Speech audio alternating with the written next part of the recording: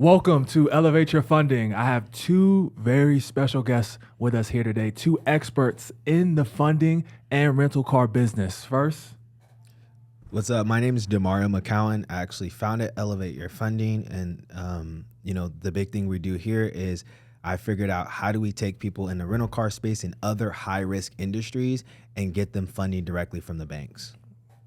and Hey, I'm Jose Moreno, based out of San Diego. Started a car rental business over there. It's a high risk industry. Ended up partnering with Elevate Your Funding because we had the need for capital, and we also had students that needed capital as well. yeah. And back to what you said about it being a high risk business. Inform the people, what does that really mean? So like the banking system, they look at like there's a certain quota when you guys are getting your LLCs, and a lot of people actually tell people to go do marketing and do consulting because it's a less high risk business.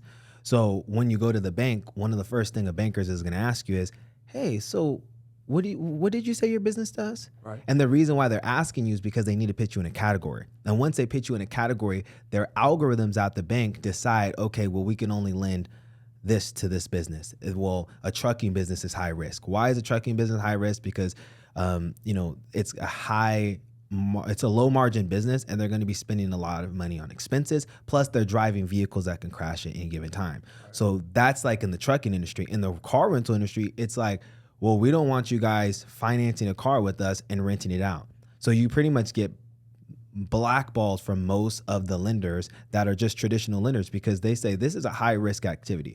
If you get a renter in my car, or you get because the bank owns a car essentially. Right. And you're making money off of what we're doing. So when the bankers ask you that question, they pitch you in it, that system, and that system determines, okay, well, we can only lend $50,000 to you. If you're a less high risk business, well, we can lend $200,000 to you. Okay. So that's how they determine that with the banking system. So when we say high risk, these are businesses that typically don't get as much funding as like a software business or a consulting business because there's less risk, less lawsuits, less liabilities, and that's good for the bank because the longer you're in business, the more they'll make money. Okay, that makes sense. So how did you guys bypass the fact that soon as you guys go in and say, hey, I have a rental car business, you're already put in that category and it limits your funding. What did you guys do to bypass that?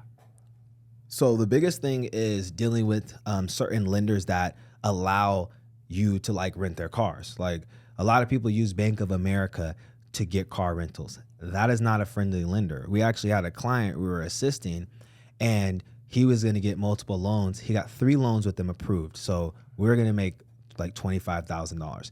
And then I look back and the applications all say decline, decline, decline. Like, so we lost $25,000 within 5 minutes. And we looked at it and I called them and they said, well, we have to send you to a special department. That department says, okay, well, we looked you up. We looked this particular business up and you guys are renting cars. So we're not only going to cancel your loans, but we're not going to loan to you ever. We're never going to loan to this business.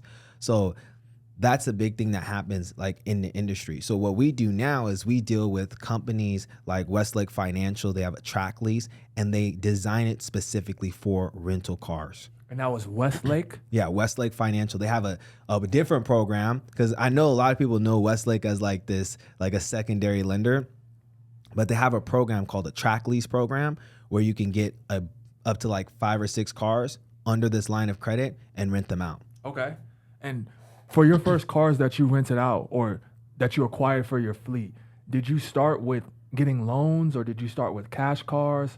How can you start out so you avoid some of those issues, even if you don't even want to take the credit route to start out?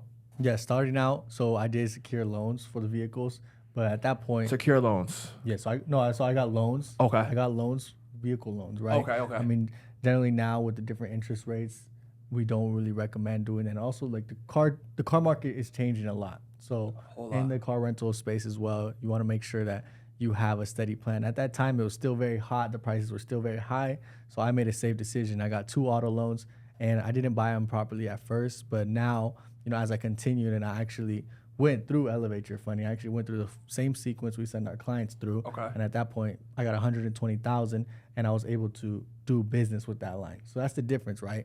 We don't send our clients to go to the banks and they do it the wrong way because some funding companies or some clients themselves, they'll try to go and they won't tell the bank that they're renting it out. But I actually had incidences like this where a client, they get a car from, it's Ally Financial. So I actually had a Bronco, right? And I was so excited about this Bronco, and we rented it out to a client, and Ally Financial had been sending letters to my client saying, hey, you cannot rent this car anymore, or we're going to repossess it. I didn't know this until one day the client called me, hey, we went outside, the car's missing. We called San Diego police, and they said it's been repossessed. And I was so confused. So I called the client that I was managing the vehicle for, and they said, oh, yeah, it was through Ally Financial. I didn't think they would actually come and get it. Wow. So these banks are checking on Turo to see if your guys' cars are up there, or how are they going about verifying this? That's crazy. I didn't even know that. So listen, a while ago, this was like a year and a half ago, I started seeing a lot of like people talk about, hey, Ally Financial's like repoing cars. And I never really confirmed it because we have a lot of mentees. And now we confirmed it on right now, but I don't know how they were checking it. They were supposedly going in. Either Turo is giving them the data because we have our license plates on there. And the VIN numbers, right? Yeah, they had to do something automatic. I don't think they have like a bunch of agents like, okay, this is our car, because that would be very costly. Most financial institutions don't want to repo your car. Right. But Ally, for whatever reason, was actually doing it for people that were paying their cars. It was not like people were just behind. People were paying their cars and like, nope, we're going to take it back. So they had a point to be proven, but I think they're getting the data directly from Turo because Turo knows the license plates and they can just say, okay, well, we have X amount of license plates, right? And then they could just search it versus them going through each picture for each car it just doesn't make any sense. Okay. And how are we going about getting cars currently, because the interest rates are higher than they were before, car prices are higher? What's the strategy if I want to get into this right now as opposed to 5-6 years ago? So right now, I would recommend people going, if they wanted to start into the space, I actually recommend people getting cash cars. I think that's important. If they did go to the lending route, I would recommend getting either a 0% interest credit card and liquidate that. Okay. Or get a line of credit, right, in your business name. So there's a couple companies. American Express does one. They have a business line of credit you can do this with. The credit cards I would get would be like a Chase Inc.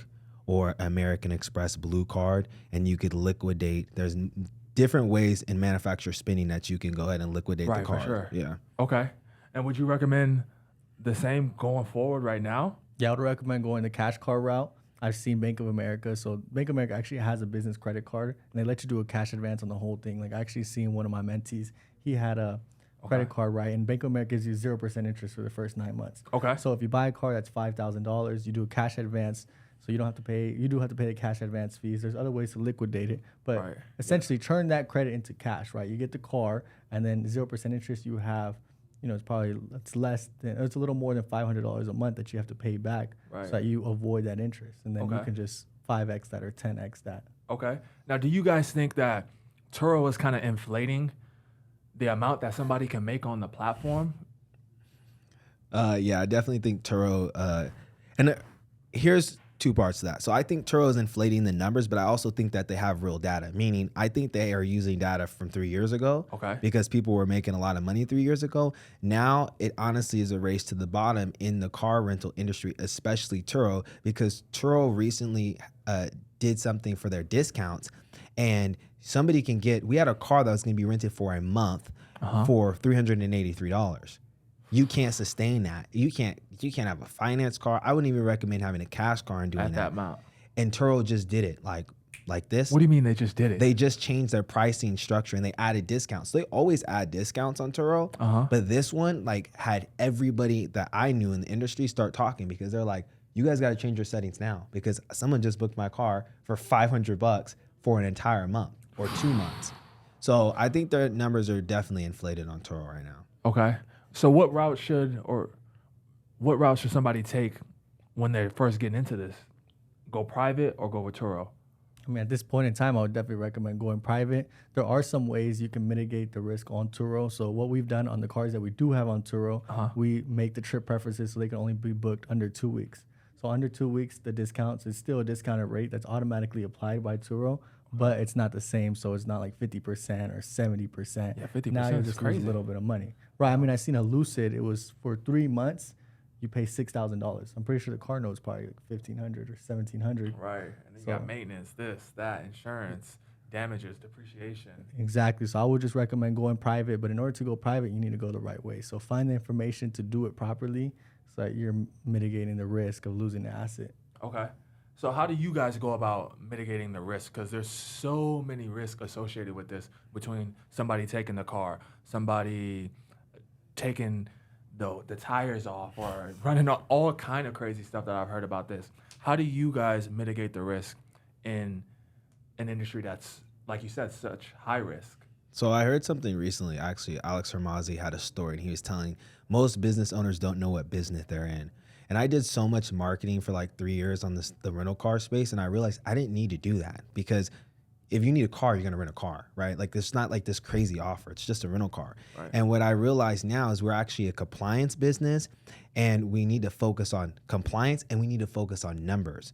Meaning, if I started again in this space, I would be like, how do I look at this as I'm flipping cars, right? So if I buy a car on Facebook for $5,000, I know I'm only gonna keep it for maybe a year or two, but probably honestly only a year.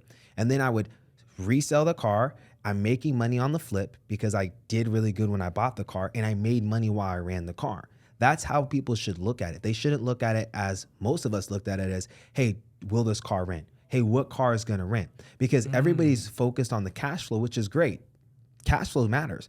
But on a finance car, eventually you're going to have to pay the dues of the depreciation. Eventually Right. you're going to have to pay because you bought the car overvalued, and now when you go to sell it, you ran up a bunch of miles and Right. you can't sell it. So You're underwater. what big companies like Enterprise does is they sell the cars. If you go to Enterprise, you'll see that they typically only have new cars, and they have their own way of selling their cars. Enterprise has a dealership themselves, and they sell the cars. Why? Because Enterprise is getting a different rate when they buy these cars. They're already getting the cars really low, and then by the time they sell the car, they're gonna still make money. They're probably gonna break even on the sell or make a little bit money, but they made money during the life of the car. So they don't lose when they sell. Most Turo hosts, here's 3 ways how Turo hosts get out of their car. The first one is they go bankrupt and the car gets repoed. The second one is it gets crashed and they stop paying, and then it still gets repoed. Or the third one is that they just like, we're just gonna keep this car until it gets crashed, and then they get paid through the insurance. But look at that. There's only a 33% chance, if you look at that, that you're actually gonna have that happen. Most people are not successfully selling their vehicles, especially finance. So now we geared ourselves to, I deal mainly with the compliance stuff and look at, okay, where are we staying compliant? Because one person getting a car crash in your car can bankrupt your fleet. So I look at how. So we have a story where one of our locations, a very expensive car was crashed. Now this particular car was crashed, and it was making triple than any other cars. But that car sat in the shop for like 3 months. So we lost all of this revenue on that specific car, and now the car is damaged. So we have to sell it cheaper than you would typically sell that type of car. Yeah. So that one car could have bankrupted the entire fleet, because now all the other cars were like, okay, the other cars are barely making any money compared to this car that's down. Most people in the Turo industry don't look at loss of occupancy as an expense.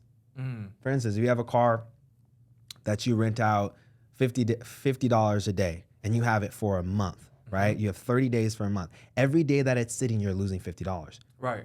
But people don't look at it. They just look at, oh, it's booked for 2 weeks. But you're barely making the car note. Loss of occupancy is the biggest expense in this game. Doesn't Turo pay a portion of that, or not anymore? So if your car is in a crash, but they have all these different rules on if that they're going to pay for loss in occupancy. So it's unlikely that you'll get it. And even if your car isn't crashed and your car is just sitting, that's the biggest expense. It's not depreciation. It's not, I got to get oil changes. It's not even the crash. It's the loss of occupancy that literally wipes people out. Okay, the loss of occupancy. And have you dealt with a car sitting for a long time? Yeah, so we've dealt with that where we're going through a claim process, and we'll have to go through litigation because insurance, they have very, very specific rules. So we have one car, and it was sitting in the shop for 8 months because the insurance was denying that certain things were caused by the accident, but they were. And then you still have to pay that note. Oh yeah, still it was like $20,000 loss of it just sitting there, and us paying the note, paying the insurance, because you still have to pay the insurance, and not the lien holder is going to be on you, right? But the game has completely changed since we started to do the cash car route, because now it's been huge. You know, I run the operation, so I'm like cash flow, and I'm like, okay, we're upside down on a lot of these cars, so we need to change some things, and we need to own more in the company so that our company value goes up, right? So now we started owning more vehicles, but we don't buy it unless we're under Kelley Blue Book value. A car could be perfect, but if the Kelley Blue Book says 6,000 and they only want to sell it for 5,000, we're not doing it. We'll buy cars and we'll pay 4,000 for them, and Kelley Blue Book 7,000, 8,000. How? Just through negotiation and patience. You know, like we're very patient. Before we just wanted to buy it and cash flow it right away, right? But we're not thinking 6 months down the line or a year down the line if it gets crashed or we want to sell it. You know, the insurance, they only cover what it's valued at. So You're right. So if you overpay, exactly, they're only gonna pay Kelley Blue Book. So if you paid 6,000 3 months ago, now the car is worth 4,000. You're not gonna get that 6,000 back. You're gonna get like 3. Okay. And for luxury cars, do you guys think that those make any money, or is that more just about flexing and status? I think it's very specific to like where you're located, like what do you want to do in the industry. I think luxury cars do make a lot of money, and a lot, like that specific car I was talking about is a luxury car, a couple $100,000. Problem is, once it was down, it like could bankrupt your fleet. Right. So I think there's a healthy balance. If it, after you get a certain amount of cash cars or a certain amount of cars that you can rent to like Uber and Lyft drivers, then it makes sense to get the luxury cars. I don't think it should be someone's first car. I don't even think it should be someone's like 5th car. I think you have to really get a bunch of cars before you go get that luxury car, so it makes sense. If everybody just looked at this as a game of math, then they would understand what I'm talking about, because we don't look at the numbers. Like, we don't look at the depreciation. Now, I would tell you a perfect scenario, or a really good scenario, if for a luxury car. Say somebody is making some money in a different industry, and it's like a high margin business like funding. They would go get a car like a Escalade, let's just say that, because it's over 6,000 pounds, most of them, right? And they would write that off. They're going to get a huge write-off, and now they're going to rent the car out, and they're going to make cash flow on this car that they already wrote off. So in situations like that, that's when it makes sense to go get certain cars, right? Okay. I know people that's done that with like a higher end cars, $200,000, $300,000 cars, but they made a lot of money in a different industry, right? So this is going for like investors that trade stocks, people that are doing really good in real estate, e-commerce businesses, stuff that they're making a lot of cash flow, a lot of cash, and like, we need to write something off. And that's what most people don't understand. Yes, we some of these cars may lose you money, but you might win on the tax side. Like, this business is like so many more expenses than my funding business. My funding business, I have to find expenses for, because there's not much you do, right? I don't need an entire team. Like the cars, every month we're paying a car note. Every month we're paying expenses. At the end of the year, they're gonna be like, well, you made X amount of dollars. Well, you gotta pay this much taxes. And I'm able to write a lot of that stuff off, and it offsets the taxes that I pay anyways. Okay. So do you guys think that a smaller fleet of luxury cars will make more money, or a larger fleet of economy cars? We're going to take the economy all day, because with that luxury, you may make money, but if you don't, you know, you're dealing with the maintenance and you're dealing with accidents a lot more than the economy cars. The economy cars is just steady flow, right? And you're not having to deal with all these crazy situations, so someone's speeding and crashed, or all these. There's a lot of liability in that as well. So a lot of your time is going to be allocated to dealing with any incidents. You're going to be losing a lot of money on maintenance and any accidents that don't get covered by the insurance. You know, I'd rather just take the economy route. If I have 100 economy cars doing $1,000 a month, that's $100,000 a month, rather than dealing with the things that come with the luxury cars, right? And not only that, you know, I do believe that you can make money in the luxury, but you have to be aware of what can happen, right? You have to have discipline. So that car that I said I lost 20,000 on, that car was making 15,000 a month for 3 months. So, you know, I'm very disciplined. So I already knew, being in the space long enough, that something's going to happen eventually, right? So I allocated money to, okay, if anything happens, I have money put away. So I was able to maintain myself through that, the car, through the litigation, through having to pay everything, through the car being crashed and going through the claim. I was still able to pay that and stay afloat. But a lot of businesses, if they don't know how to be, disciplined, or how to allocate their money, or they're expending everything from this car because another car is going down, right? What they do is like, let's say this car is doing really good, right? And this car is doing bad. They'll use the money from this car for this car, right? Instead of just getting out of this car. Okay. So now all that money is gone, and then you have to deal with the litigation. You have to deal with the 8 months of it being down. That'll bankrupt most fleets. So how do I structure my fleet to make sure that one car doesn't bankrupt it? So the first thing I would do, these are like top 3 things I would do. The first thing I would do is I would make sure that I'm making positive return on investment. So I would just make sure that the car is making more money than I spend before I get a second car, cash car or finance car. That's the first thing. Right away. Right away. Okay. Right. So the first 3 months or first 2 months that you have the car, I would make sure it's profitable before you get a second car. Because if you get one car doing bad, you're going to duplicate your mistake. We want to duplicate our wins. The second thing I recommend is everybody should have a tracker in their car. Like kill switch, get a kill switch, and put that in your car. So what's a kill switch? So a kill switch basically lets you disable the engine, and it makes it where people can't start the car. Okay. But if they're driving the car, it's a wrap. You can't shut it off. So that's the second thing I would do. And the third thing I would do, I think people get so like, what car should I buy? What car should I buy? Oh, I want a Mustang, or I wanted this. It's not about what we want. It's like, what is the market need? If you're in Texas and Houston, it's going to be way different than what we need in Las Vegas.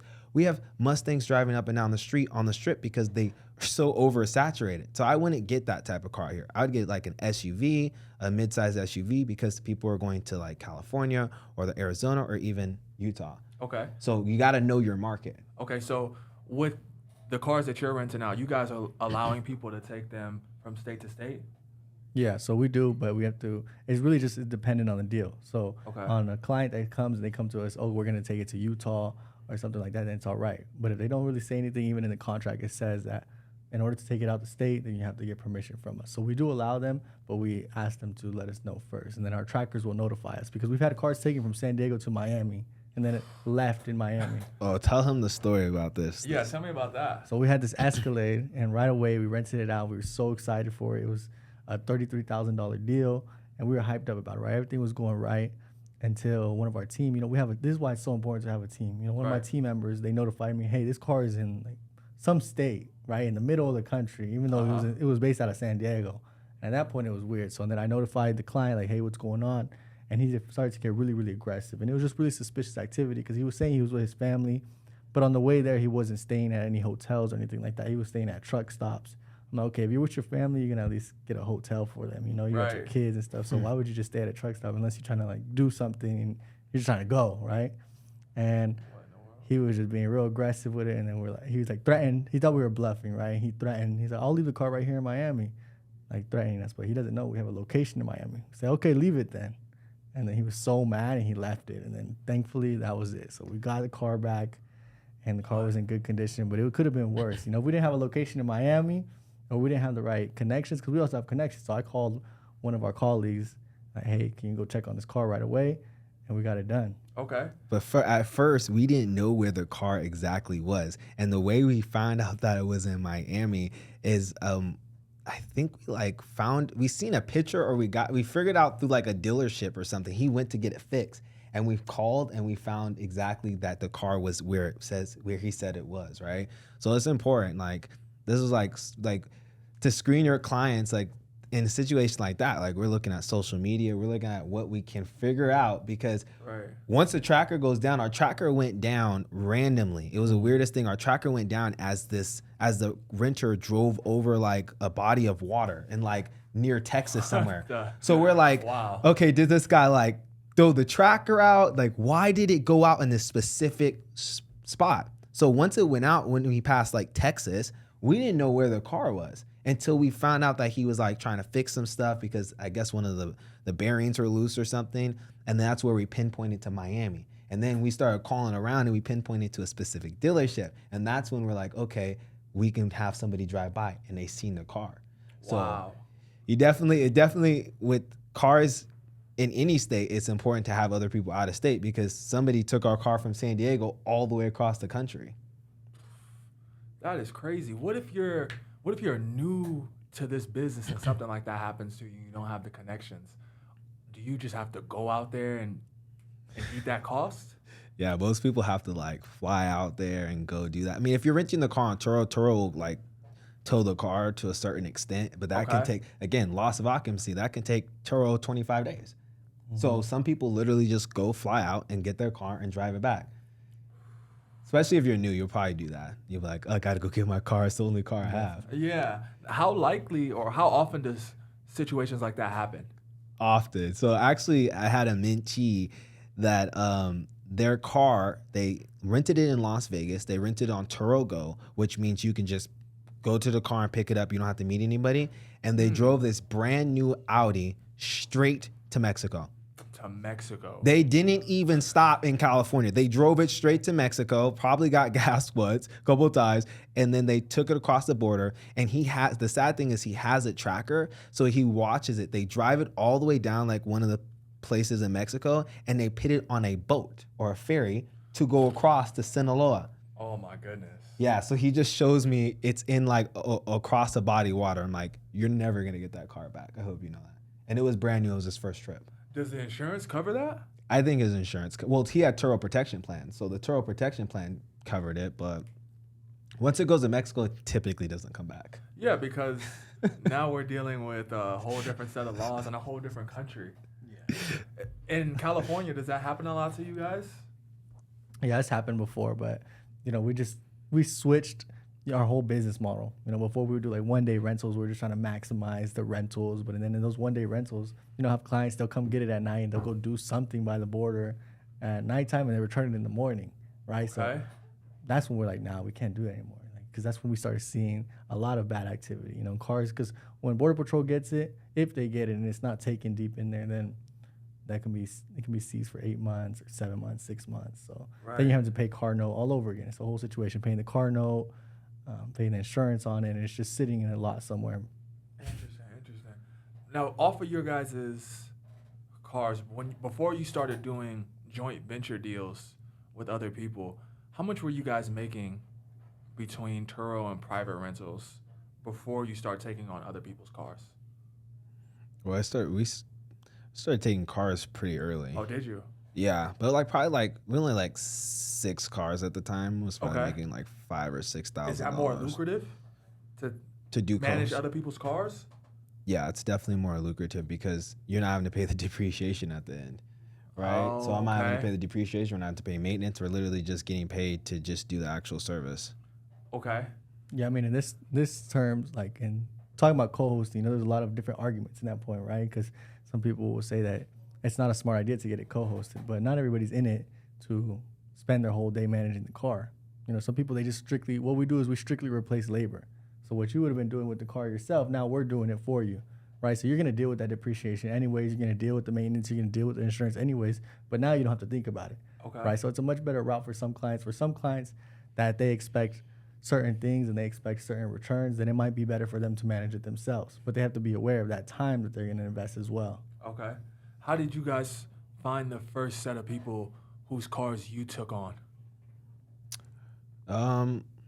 I think by the time me and Jose got into like business together, we already had so many contacts. It was actually really easy because then I'm like, hey, now you could put your car in San Diego because maybe the numbers are in Vegas. So it's like giving them options.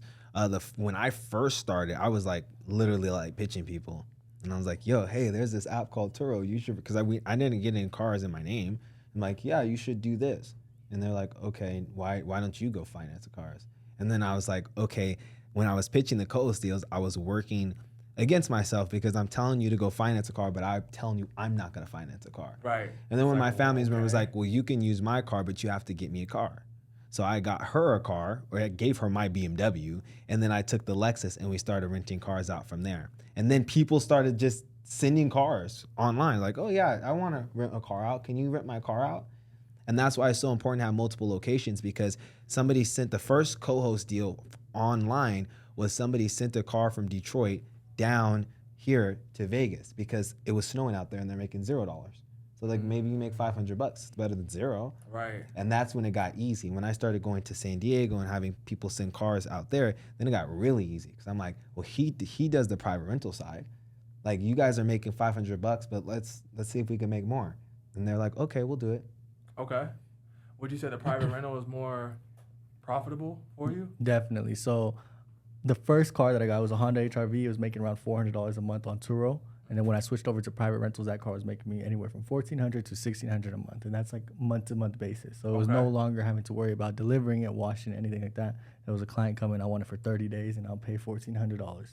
Okay. So that was the best way to do it. That's the most lucrative way for us. So now we're taking cars from all over the country, sending them to San Diego, and we're putting them on private rentals, and it's working.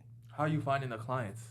So, I mean, even the number one platform that we use the most to grow our company is Facebook, because we had been able to scale to the 190 cars we're at now. We found so many deals of co-hosting through Facebook. We found so many clients to rent the cars through Facebook.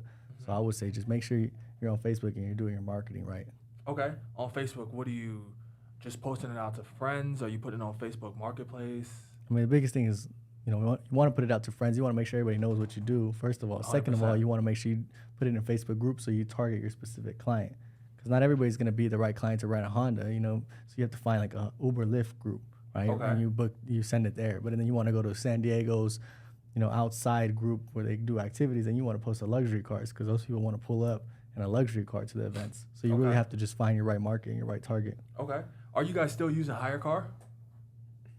Well, just to like post. Actually, Hire Car was bought by Get Around recently. So they went to like a bankruptcy, and then Get Around bought them. So there's different rules and like regulations on what you could do. Hire Car is a good area to market. I wouldn't rent to anybody on Hire Car because the pool of people barely have like any money.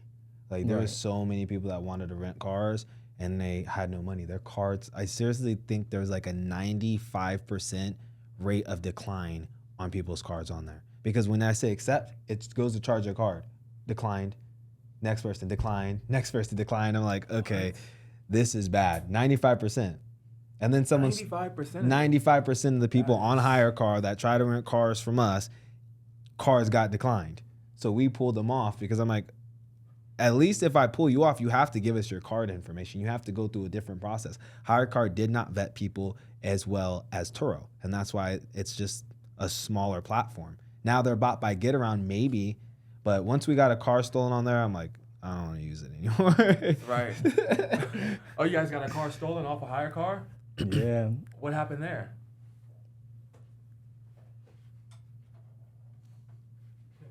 Do you want to just break? Just break it. Yeah. What do we? It says we're 10 minutes in? No. Oh. What does that go? Oh, it's going by hours.